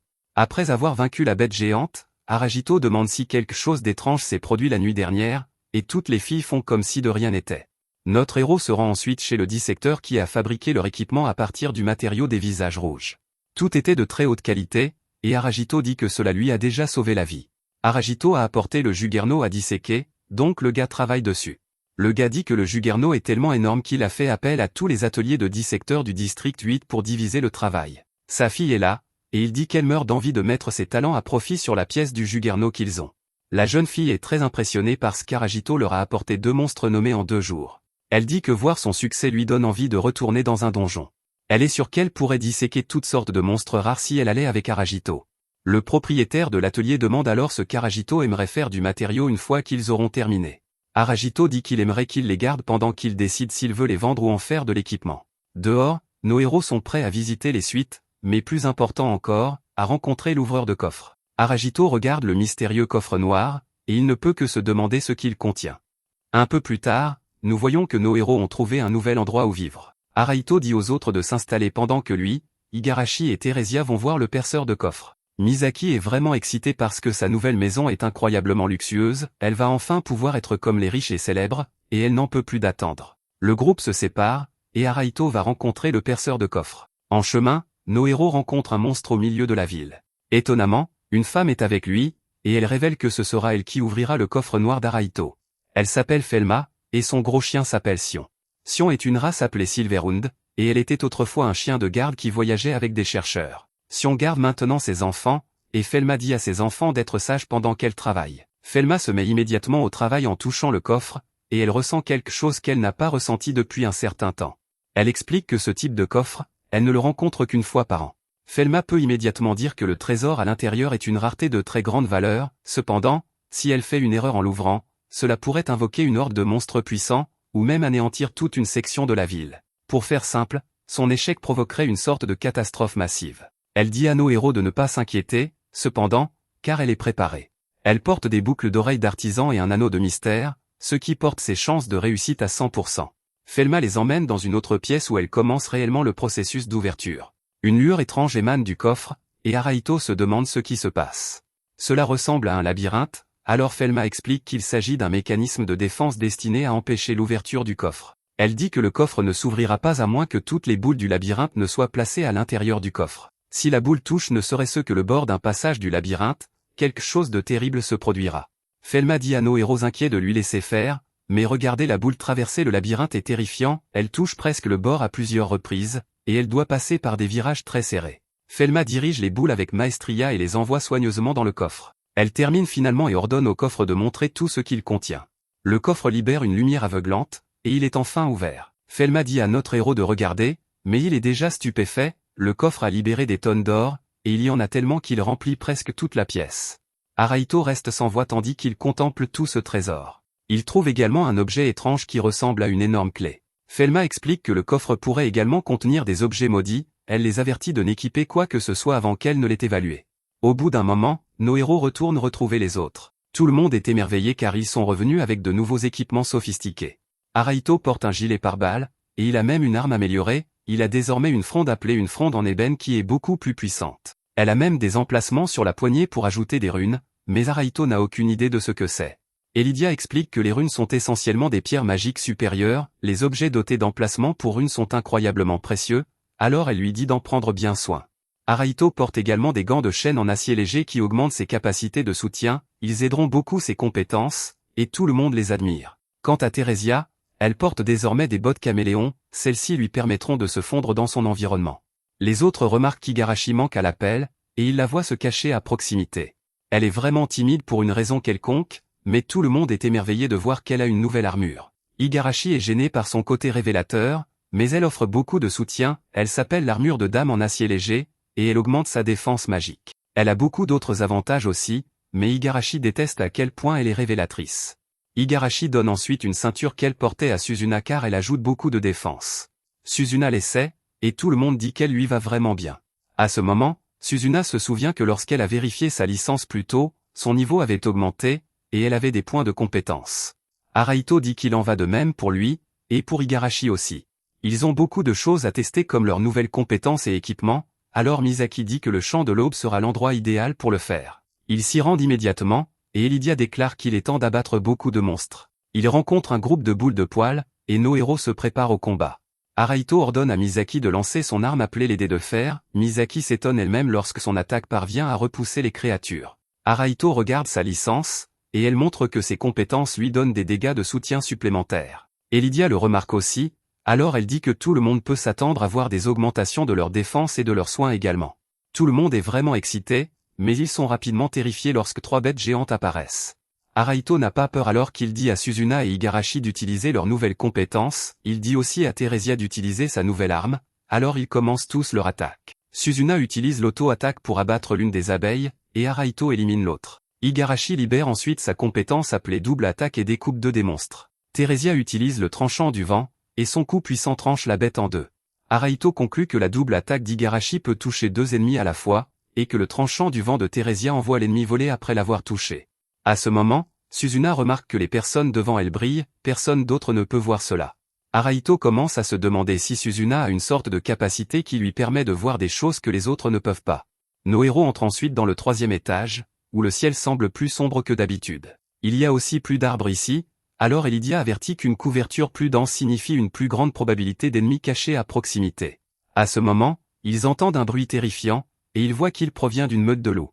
Araito fait mettre tout le monde en formation, et il envoie les attaquants en premier. Ils lancent leurs attaques à distance comme d'habitude, mais Igarashi est prise dans un sort. 2 ennemis s'approchent pour la dévorer, mais Theresia parvient à les arrêter. Araito aide Igarashi en brisant le sort, mais il réalise qu'il s'approche trop près. Elidia rappelle à tout le monde de rester sur ses gardes car il y a encore quelque chose à proximité, ils peuvent sentir cette créature, mais ils ne sont pas capables de la voir. Étonnamment, Theresia libère une attaque et commence à poursuivre quelque chose. Araito réalise que, pour une raison quelconque, Theresia est la seule à pouvoir voir l'ennemi, cela lui fait comprendre qu'il combat un caméléon. Il dit à Suzuna de viser dans la même direction que Theresia. Sa flèche frappe le caméléon caché, et il est révélé à tous. Elidia suit l'attaque avec son tranchant déchirant, et il remporte enfin le combat. Ensuite, tout le monde se regroupe, et Araito réalise ce qui s'est passé plus tôt, les loups ont utilisé quelque chose appelé regard glaçant pour immobiliser Igarashi. Elle n'a pu bouger à nouveau que parce qu'Araito l'a interpellée, elle se demande pourquoi, alors Araito explique que c'était l'effet de sa nouvelle compétence appelée soutien moral. Araito se souvient comment Suzuna a vu tout le monde briller plus tôt, alors il se demande ce qu'elle voit maintenant. Suzuna explique qu'elle-même et Misaki brillent encore. Personne ne peut comprendre pourquoi, mais Elidia leur dit à toutes les deux de regarder leur licence. Elles voient toutes les deux que leur morale est à 100%, elles peuvent donc utiliser quelque chose appelé décharge de morale. Elidia dit qu'il semble que le soutien d'Araito ait augmenté leur morale à toutes, avec assez de morale accumulée, elles peuvent se remettre d'effets de statut mineur toutes seules. Quant à la décharge de morale, c'est une capacité qui permet à son utilisateur d'utiliser une compétence puissante inhérente à sa profession. Ce qui la rend folle, c'est que leur morale s'est maximisée après seulement quelques combats. Ils conviennent tous que les deux filles devraient le tester pour voir quelle capacité cela leur donne. Suzuna utilise sa décharge de morale, appelée lecture lunaire, et Misaki utilise la sienne appelée règle de la fortune. Une lumière incroyable brille au-dessus d'elle et atteint la lune. L'un des dés de Misaki tourne au-dessus d'elle, et une lumière descend du ciel. Arahito n'en croit pas ses yeux car on dirait que les filles viennent d'utiliser une attaque combinée. Suzuna semble figée, alors les autres filles se demandent si elle va bien. Arahito parvient à la sortir de cet état, et Suzuna explique que sa tête est devenue vide pendant une minute. Ils remarquent tous que la lumière brille toujours depuis la lune, et Suzuna dit que sa lecture lunaire a été un succès. Il semble que ce soit l'effet de la décharge de morale, mais ils ne savent toujours pas ce qui se passe. Ils suivent la lumière, et elle les mène à une pierre dans le sol. Lydia a déjà vu ces pierres, alors elle explique qu'elles les téléporteront vers un autre étage. Ce qui est vraiment étrange, c'est que le champ de l'aube ne devrait avoir que 3 étages, et ils sont déjà au 3e. Igarashi demande à Arahito s'il devrait jouer la sécurité ou s'il pense que ce serait dommage de laisser passer cette découverte. Arahito a besoin de temps pour réfléchir, mais Misaki pense qu'il devrait prendre le risque. Malheureusement, elle ne leur laisse pas d'autre choix car elle trébuche et tombe sur la pierre. La pierre la téléporte, alors les autres doivent l'aider. Lydia explique qu'il n'y a pas de danger à s'y téléporter et en revenir rapidement, alors elle ira chercher Misaki seule. Arahito dit qu'il ira à sa place, et s'il ne revient pas, il devrait supposer que quelque chose de mal est arrivé. Les autres filles lui rappellent qu'ils sont un groupe, alors ils iront tous ensemble. Arahito est d'accord, alors il leur dit de se préparer à utiliser un parchemin de retour lorsqu'ils atteindront Misaki. Nos héros montent tous sur la pierre, et ils sont téléportés ensemble. Ils arrivent dans une sorte de donjon, et Misaki se précipite vers eux. Malheureusement, ils découvrent que le parchemin de retour ne peut pas être utilisé dans cet endroit étrange. Les filles sont terrifiées, mais elles n'ont pas d'autre choix que d'avancer. Arahito sait qu'il pourrait rencontrer des ennemis puissants, alors il se rappelle qu'il doit juste protéger son groupe. Nos héros entrent alors dans une immense pièce et découvrent un monstre assis sur quelques marches. La créature ne bouge pas d'un pouce, elle semble donc être une sorte de statue. C'est à ce moment que Suzuna prend la parole, car elle peut sentir que quelque chose s'est passé à proximité. C'est grâce à sa compétence de Miko appelée détection spirituelle, qui perçoit les corps spirituels invisibles. Elle a une vision qui montre une bataille qui a eu lieu ici. La sensation qu'elle ressent est vague, mais elle pense que des gens ont combattu quelque chose et que leur vie ont pris fin ici. Arahito regarde la statue et détermine qu'il y a quelque chose, il se pourrait que ce soit en fait un golem. Igarashi se demande s'il ne réfléchit pas trop, mais il fait remarquer qu'il n'y a rien d'autre ici contre quoi ils auraient pu se battre. Cette statue est clairement suspecte, alors Arahito dit à tout le monde de rester sur ses gardes. Igarashi admet qu'il a raison car cette statue dégage une aura vraiment désagréable. Ils craignent qu'aussitôt qu'ils s'approcheront de la statue, elle ne se mette à bouger. Lydia doute que les attaques de l'âme puissent l'affecter, mais il pourrait peut-être lui faire quelques dégâts avec le soutien d'Arahito. Arahito élabore un plan au cas où la statue les attaquerait, et il dit à tout le monde d'utiliser des attaques qui portent plusieurs coups. C'est alors qu'Igarashi révèle qu'elle et Teresia viennent tout juste de débloquer leur décharge de morale. Elles n'en connaissent pas encore les effets, alors Arahito dit qu'ils verront cela plus tard. Igarashi fait remarquer que Lydia pourra bientôt utiliser la sienne, mais Lydia coupe court. Elle lui dit de ne pas compter là-dessus car elle ne peut l'utiliser que lorsque Berserk est actif. Arahito dit qu'ils pourront peut-être compter dessus à l'avenir après avoir retiré la malédiction de son épée. Une fois la planification terminée, nos héros s'approchent de la statue, et elle commence à bouger. Le monstre s'appelle le guerrier géant à tête d'aigle, et tout le monde est choqué car c'est un nommé de niveau 6. La bête pousse un rugissement puissant, et Teresia fait de son mieux pour en bloquer la force. Igarashi réalise que cette bête est d'un niveau supérieur au Juggernaut, donc cela ne sera pas facile. Elle frappe la première avec sa double attaque, mais notre héros la prévient qu'elle s'apprête à contre-attaquer. Elle esquive grâce à pas de mirage et Lydia enchaîne en attaquant avec sa lame rondeau. Nos héros utilisent ensuite leurs projectiles, mais la bête protège sa tête de l'attaque, et Arahito commence à réaliser quelque chose.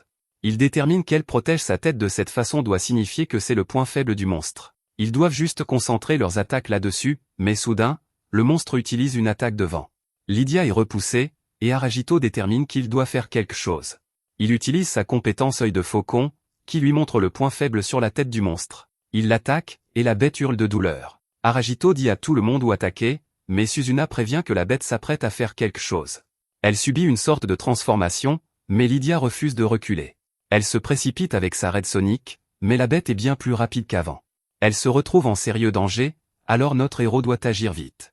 Arahito la protège avec soutien défensif, mais le monstre déchaîne une autre attaque terrifiante. Notre héros est horrifié en réalisant que cette attaque touche tous les adversaires sur le champ de bataille. Des plumes de Nyanto pleuvent sur tout le groupe, mais notre héros parvient à protéger tout le monde avec ses boucliers. Les filles sont horrifiées, cependant, en voyant que notre héros n'a pas pu se protéger lui-même. Il a subi d'énormes dégâts et commence à saigner abondamment. Les filles paniquent alors que la vie de notre héros s'évanouit, et Lydia prend le commandement. Elle dit aux autres de surveiller Aragito pendant qu'elle combat le monstre. Elle charge, et Suzuna va l'aider. Le combat continue, mais elles sont clairement surclassées. Misaki craque parce qu'elles ne sont pas censées combattre ce genre de monstre à leur niveau. Pour empirer les choses, leur chef intrépide est dans un très mauvais état. Aragito lui dit qu'il ira bien, et Igarashi dit qu'elle va le soigner tout de suite. Notre héros la choque en refusant car il ne peut pas être soigné tant que le monstre n'est pas vaincu. En plus de cela, Aragito révèle qu'il a encore un atout dans sa manche. Il ordonne à Igarashi d'utiliser sa décharge de morale et dit à Teresia d'utiliser la sienne aussi. Igarashi active la sienne en premier, et il s'avère que sa décharge de morale s'appelle Mirage de l'âme. Tout le monde est stupéfait car cette compétence incroyable crée des doubles de tout le groupe avec de vrais corps physiques. Les guerriers Mirage rejoignent la bataille, et Igarashi frappe la bête avec son éclair. Nos héros parviennent à faire quelques dégâts, alors Suzuna se demande si c'est leur chance. La marée commence à tourner, mais Lydia prévient tout le monde qu'elle s'apprête à utiliser à nouveau sa dangereuse attaque. Les filles s'interposent immédiatement devant Aragito car elles refusent de le laisser achever. Aragito craint que ce soit trop dangereux, mais Igarashi lui dit de ne pas s'inquiéter. Elle ordonne à tout le monde d'utiliser les guerriers Mirage comme bouclier, et Aragito comprend son plan. Les doubles se tiennent devant lui, et Misaki comprend pourquoi ce plan fonctionne si bien. Il s'avère que le soutien défensif d'Aragito fonctionne sur les guerriers Mirage, ils sont donc parfaits pour la défense. Il y en a maintenant énormément, donc le soutien défensif d'Aragito crée une immense barrière. Le groupe survit, et Aragito remarque quelque chose de très important dans le comportement du monstre. Il ne peut pas utiliser cette puissante attaque 2 fois de suite, c'est donc le moment de frapper. Aragito utilise sa compétence appelée posture arrière, qui le place immédiatement derrière sa cible. Il attaque la bête de là et lui inflige de sérieux dégâts. La capacité d'Aragito montre que les guerriers spirituels sont chargés, alors il ordonne aux filles de les utiliser. Lydia et son guerrier spirituel utilisent leur lame fleurie, qui déchaîne une volée d'attaque. Aragito dit que la bête est presque finie, alors Misaki réalise que c'est enfin son tour. Elle lance ses dés sur la bête, et cela la fait basculer. Des fissures se forment sur tout son corps, et elle est finalement vaincue. Son attaque abat le géant, et nos héros n'arrivent presque pas à croire qu'ils ont gagné. Lydia se précipite pour donner les premiers soins à Aragito, mais elle est stupéfaite de constater que ses blessures sont guéries. Aragito va en fait bien maintenant, et il révèle que Teresia en est la raison. Sa décharge de morale absorbe des points de vie proportionnellement aux dégâts qu'elle inflige au combat. Cette guérison fonctionne sur tout le groupe, alors Aragito remercie Teresia. C'est alors que Teresia trouve quelques joyaux que le puissant ennemi a laissé tomber. Lydia explique que le noir est une rune qui peut être utilisée pour améliorer l'équipement. Elle ne sait pas ce qu'est le rouge, mais Misaki devine d'où il vient. Elle fait remarquer que le monstre vaincu semble avoir un œil manquant. Nos héros fouillent ensuite les lieux pour voir s'il y a autre chose à prendre. Après avoir collecté quelques objets, ils finissent par trouver une porte géante, mais elle ne s'ouvre pas. Misaki remarque un trou dans la porte et réalise que la pierre rouge irait parfaitement. Teresia place soigneusement la pierre à l'intérieur, et la porte mystérieuse s'ouvre enfin. Il trouve ce qui ressemble à un cercueil, et quelque chose semble être à l'intérieur. C'est une fille endormie, et Masaki se demande si c'est une poupée.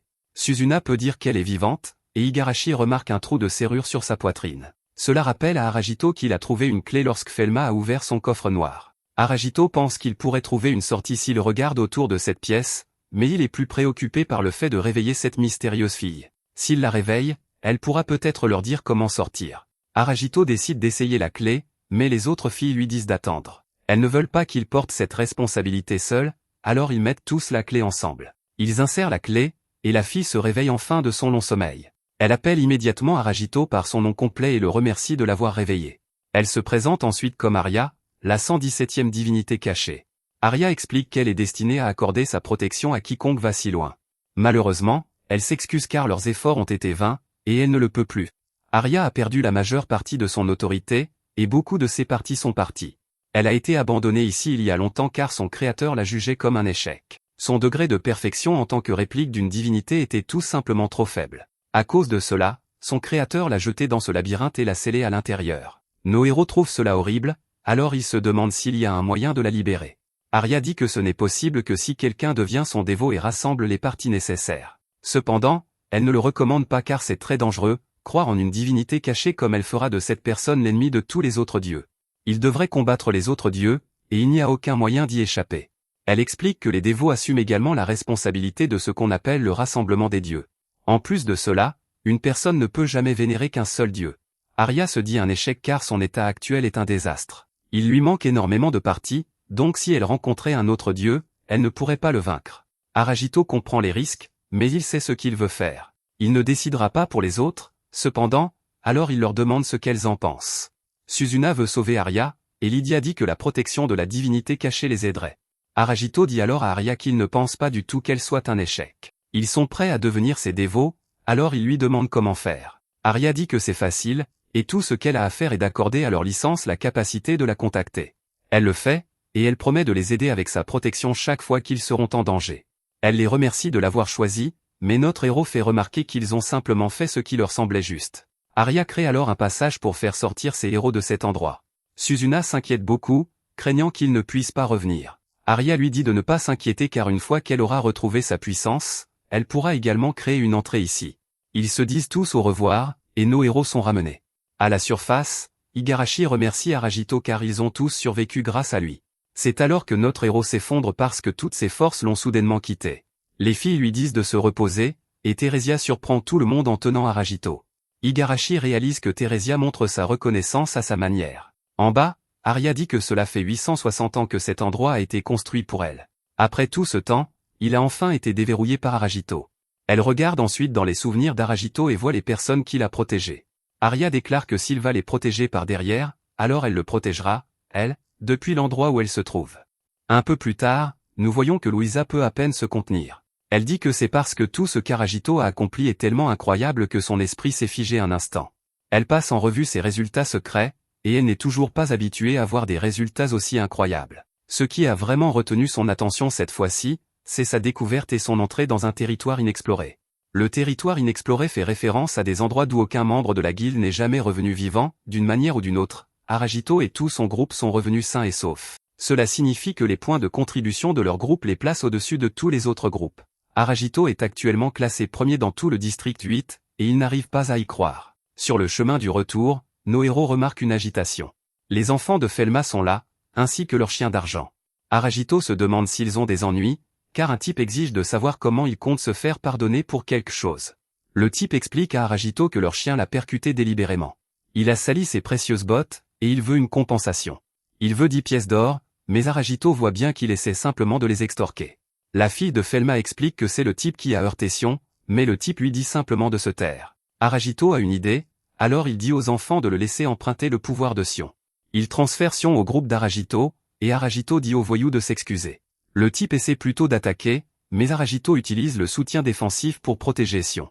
Il ordonne ensuite d'attaquer tout en lui apportant un soutien supplémentaire. Sion repousse le voyou, et le voyou s'enfuit pour sauver sa vie. Felma revient enfin, et elle remercie Aragito d'avoir protégé ses enfants.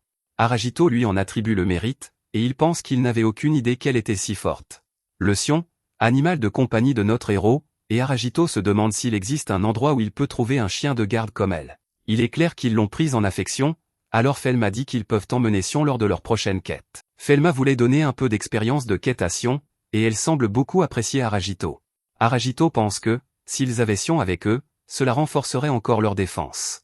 Aragito accepte de l'emmener avec eux, et Sion exprime sa joie. Ensuite, notre héros se rend chez le dissecteur qui démonte le Juggernaut.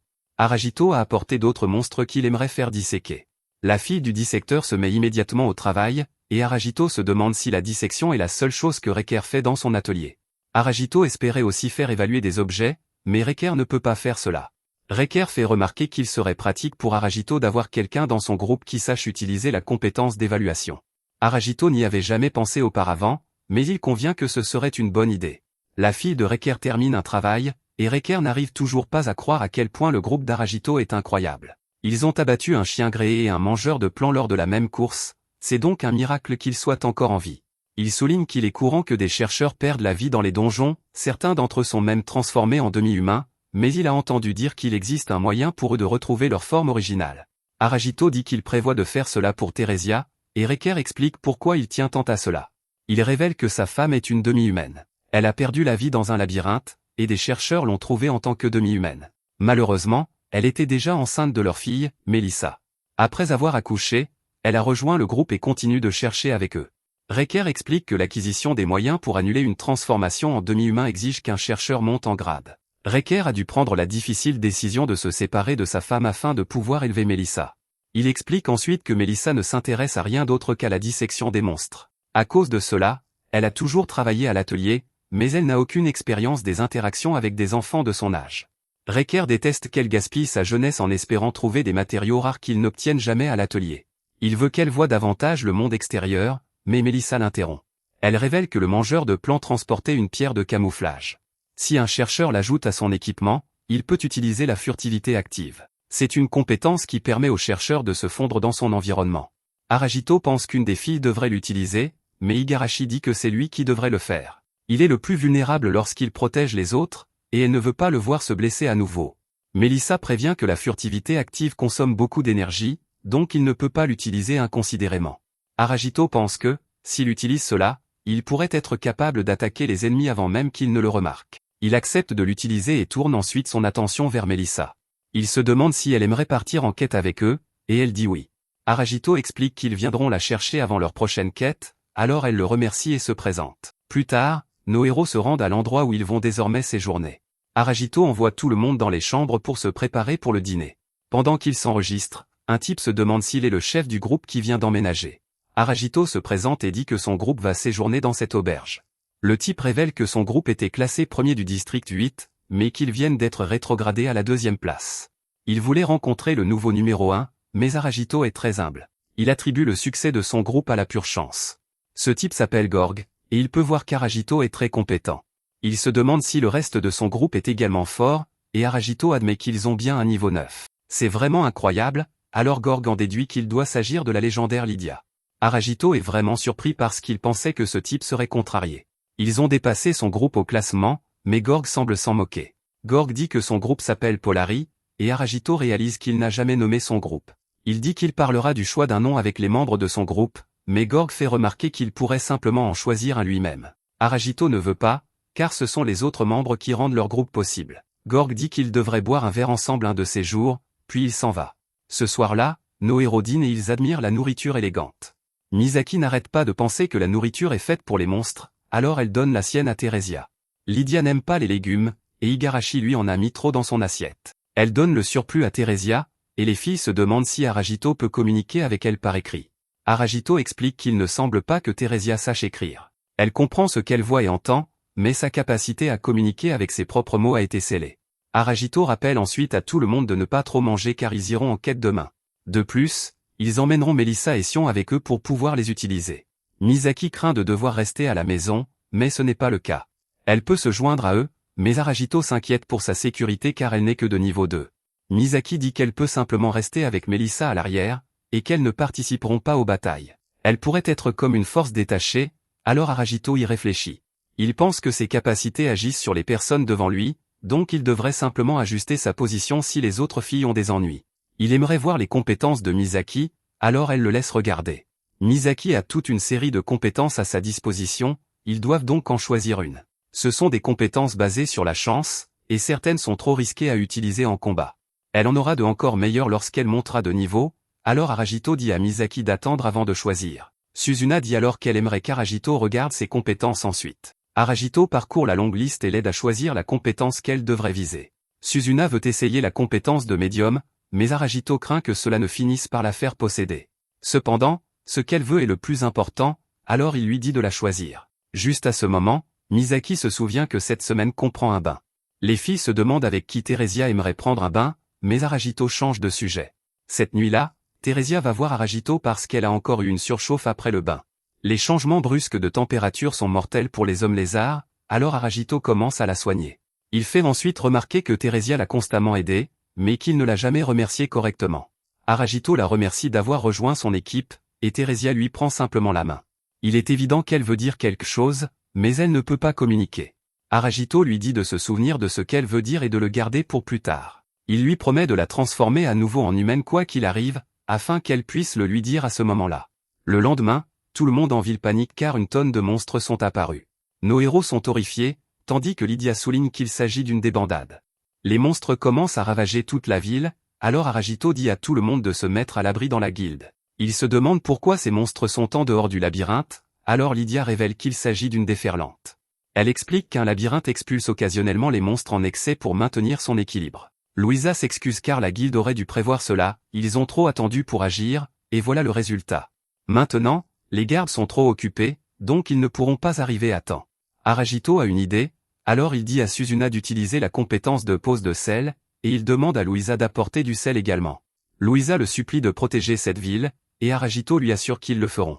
Suzuna utilise sa nouvelle compétence barrière de sel pour ériger une barrière. Aragito sort ensuite la carte de la ville sur sa licence pour voir les emplacements des monstres. Il y a un grand groupe d'entre eux devant le champ de l'aube, alors il dit qu'ils vont s'y rendre. Il dit à Suzuna de placer des barrières autour des bâtiments qu'il croise qui pourraient servir de bons abris. Misaki sera son soutien, tandis que Lydia et Igarashi seront leur avant-garde. Nos héros sortent, mais ils ne peuvent rien faire avec les monstres si haut dans le ciel. Aragito dit à Lydia d'attirer les monstres vers elle, puis il dit à Igarashi de faire d'elle un leurre. Le plan fonctionne parfaitement, car les monstres ciblent Lydia qui les taille en pièces. Suzuna a également sécurisé un autre bâtiment, donc les choses vont bien. Juste à ce moment, Aragito détecte qu'un nouvel ennemi approche, alors il dit à tout le monde d'être très prudent. Aragito espère qu'ils auront assez de temps pour accumuler du moral avant l'arrivée du monstre nommé, car s'ils peuvent atteindre 100 de morale en groupe, ils pourront utiliser la décharge de morale. Lydia détruit avec succès un autre monstre, mais une autre créature commence à chanter. C'est une demi-harpie, et elle utilise sa compétence berceuse pour endormir tout le monde. Aragito et Theresia sont les seuls à ne pas être affectés, donc c'est à eux de vaincre la harpie. Malheureusement, elle est trop loin pour que les attaques d'Aragito l'atteignent. La harpie appelle ses renforts, et leur capacité augmente les attaques de tous les monstres zélés. L'un d'eux va attaquer Lydia inconsciente, alors Theresia se précipite pour l'aider. Aragito voit qu'elle n'arrivera pas à temps, alors il utilise sa compétence posture arrière pour se téléporter derrière Lydia. Il se prépare à subir l'attaque lui-même, mais Felma vient à la rescousse. Aragito détermine qu'ils seront morts si la harpie utilise à nouveau la berceuse, donc il n'a qu'une seule option. Il utilise posture arrière pour se téléporter derrière la bête et la force à tomber au sol. Il est sur le point de perdre la vie, alors il dit à Sion de les attraper tous les deux. Sion les empêche de s'écraser au sol, et la harpie est finalement vaincue. Aragito emmène les filles dans la barrière et se blâme. Il n'était pas préparé à cette situation, et cela a mis tout le monde en danger. Felma leur donne alors des objets qui empêcheraient le sommeil à l'avenir. Elle explique que Sion a senti qu'ils étaient en difficulté et s'est précipité ici immédiatement. Felma transfère ensuite la propriété de Sion à Aragito. Il promet de bien prendre soin d'elle, et les autres se réveillent enfin. Aragito explique tout ce qui s'est passé et révèle qu'ils ont capturé la harpie. Il ne sait pas quoi en faire, alors Felma recommande de l'emmener au ranch de monstres. Elle explique que c'est un endroit où les monstres qui peuvent être dressés sont gardés, une fois dressés, ils peuvent être invoqués avec la pierre d'invocation. Cela semble assez utile à notre héros, car il pourra faire combattre de puissants monstres pour lui. Felma dit qu'elle pourra emmener la harpie plus tard, et Aragito donne aux filles les objets qui empêchent le sommeil. Felma donne également à Aragito un bracelet qui empêche la confusion. Un coup d'œil à la carte montre que d'autres chercheurs vainquent le reste des monstres. Cependant, le nommé est toujours là, alors Aragito déclare qu'ils vont l'abattre. À proximité, nous voyons que le nommé a massacré des tonnes de personnes. Nos héros arrivent pour l'affronter, mais les autres chercheurs leur disent de s'enfuir. Il est trop tard, car le nommé attaque Aragito. Ribal parvient à bloquer l'attaque et dit à nos héros de se disperser. Le nommé est sur le point de mettre fin à la vie d'une fille, mais Aragito fait sauver celle-ci par Sion. Soudain, deux harpies apparaissent pour essayer d'endormir tout le monde. Nos héros ne leur en laissent pas la chance, car ils utilisent des attaques à distance pour les abattre. Suzuna est attaquée à son tour, mais Lela apparaît pour la soutenir. Le nommé utilise une puissante attaque, mais Igarashi utilise pas de mirage pour l'esquiver. Aragito utilise ensuite sa compétence œil de faucon pour analyser l'attaque. Il voit que le nommé ne peut pas tirer ses rayons de chaleur lorsqu'il refroidit. Ils ont environ 15 secondes, alors nos héros utilisent cette chance pour éliminer les autres monstres. Le nommé est le seul restant, alors notre héros dit à tout le monde de se mettre à l'abri. Il est cependant confus lorsque la bête ne tire pas à nouveau l'attaque. Juste à ce moment, Aragito est horrifié en réalisant ce qui se passe. Le nommé utilise une attaque différente appelée mort d'en haut, et elle poursuit Ribal. Aragito envisage d'utiliser posture arrière pour s'approcher, mais il réalise que cela ne ferait que l'éliminer. Il veut désespérément les sauver, mais il ne sait pas quoi faire. Puis il se souvient d'Arya, et il lui dit de protéger la personne qu'il est sur le point de soutenir. Il utilise soutien défensif sur Ribal, mais ce n'est pas suffisant. Il ne peut qu'espérer qu'Arya interviendra, et heureusement pour lui, elle le fait.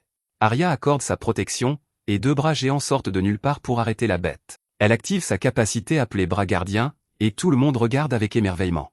Les bras maintiennent la bête au sol, alors Aragito ordonne à tout le monde de l'achever. Nos héros utilisent la décharge de morale et charge. Ils portent une dernière attaque, et le monstre est vaincu. La bataille pour sauver la ville est enfin terminée, et Arya adresse un message à Aragito, elle dit que s'il souhaite jamais sauver quelqu'un, elle répondra à son appel. Ensuite, tout le monde récupère, et Aragito dit qu'il prévoit d'envoyer aussi ses harpies au ranch. Lydia lui montre alors que le nommé a laissé tomber une pierre magique. Ils ne savent pas à quoi elle sert, alors ils utilisent un parchemin d'évaluation dessus. Le parchemin révèle qu'il s'agit d'une pierre de confusion, et nos héros réalisent ce que cela signifie, le nommé avait une compétence qui aurait pu les confondre, donc ils se seraient combattus les uns les autres. Heureusement, ils ont vaincu la bête avant que cela n'arrive. Ribal complimente ensuite Aragito d'avoir sauvé tout le monde, mais Aragito remercie Ribal de l'avoir sauvé. Juste à ce moment, Rucker et Melissa arrivent après avoir vu qu'Aragito a vaincu un autre énorme monstre. Melissa est impatiente de le disséquer, alors Aragito lui dit d'y aller. À proximité, la fille nommée Madoka est en larmes. Sa boutique a été détruite, et c'était tout ce qu'elle avait. Elle dit qu'à l'origine, tout ce qu'elle voulait, c'était gagner quelques niveaux et apprendre quelques compétences. Elle n'arrivait à rien dans le labyrinthe, alors elle a commencé à vendre des armes pour monter de niveau en tant que marchande. Tout est fini maintenant parce que sa boutique est détruite, et elle fond en larmes. Juste à ce moment, Aragito lui dit qu'elle peut rejoindre son groupe en tant que marchande exclusive. En travaillant ensemble et en s'entraidant, n'importe qui peut monter de niveau, quel que soit son métier. Aragito souligne qu'il espérait trouver quelqu'un qui puisse acheter et évaluer des objets pour eux. Madoka se demande s'ils veulent vraiment quelqu'un comme elle, et Aragito l'assure que oui. Elle ne pourrait pas être plus reconnaissante, et elle remercie notre héros. Ensuite, Louisa remercie Aragito d'avoir sauvé le district 8. Elle regarde ensuite sa licence pour tout vérifier. Elle révèle que, puisqu'il a tant contribué à cette bataille, la guilde a placé Aragito dans le classement du district 7 sans même exiger d'examen. C'est un peu comme sauter une classe, et c'est un énorme honneur. Aragito se sent un peu mal, cependant, car il espérait passer l'examen avec un groupe nommé Polari. Louisa explique que Polari vient de passer le test ce matin, l'examen pourrait prendre quelques jours, car les participants doivent rester dans le labyrinthe pendant quelques nuits. Aragito dit qu'il aimerait quand même passer l'examen, alors Louisa lui dit qu'elle fera les arrangements. Plus tard, Madoka montre le rapport qu'elle a obtenu du dissecteur. Elle s'avère déjà utile, car elle explique qu'elle est membre de la guilde des marchands. Cela signifie qu'elle peut contacter tous les commerçants du district 8 via sa licence et obtenir des devis pour le traitement des matériaux, donc nos héros n'auront plus à aller dans chaque boutique pour chercher les meilleurs prix. Juste à ce moment, tout le monde remarque que quelque chose tracasse Lydia. Elle est vraiment contrariée qu'Aragito veuille passer l'examen alors qu'ils n'ont pas à le faire. Aragito veut s'améliorer autant que possible avant d'avancer, mais Lydia dit qu'il prend l'examen trop à la légère. Elle va se coucher, bien que les autres pensent que passer l'examen est une bonne idée. Cette nuit-là, Aragito s'excuse auprès de Theresia de l'avoir inquiété. Il sait que l'équipe aurait facilement pu être anéantie, donc il doit être un leader plus responsable. Il regarde ensuite la licence de Theresia et choisit 2 compétences pour elle à débloquer, double lancer et attaque sournoise. Il la rend également responsable de l'ouverture des serrures et du désamorçage des pièges, donc il choisit 2 autres compétences pour cela également. Quant à lui, Theresia dit qu'il devrait débloquer la compétence générale d'arrière-garde. Aragito pensait à d'autres options, mais elle insiste vraiment pour qu'il prenne celle-ci, alors il accepte de la prendre quand il en aura l'occasion. Juste à ce moment, Igarashi apporte du thé comme une vraie servante. Aragito utilise sa nouvelle compétence charge sur elle, et cela soulage sa fatigue. Il explique que cela utilise de la magie pour recharger la magie d'un membre de l'équipe de première ligne. Igarashi n'arrive pas à croire qu'il ait mis autant de réflexion dans le choix de ses compétences, et elle réalise qu'elle ne le remercie pas assez. Puisqu'Aragito évite toujours les éloges, les filles se réunissent pour le remercier. Merci d'avoir regardé mon récapitulatif. N'oubliez pas d'aimer la vidéo.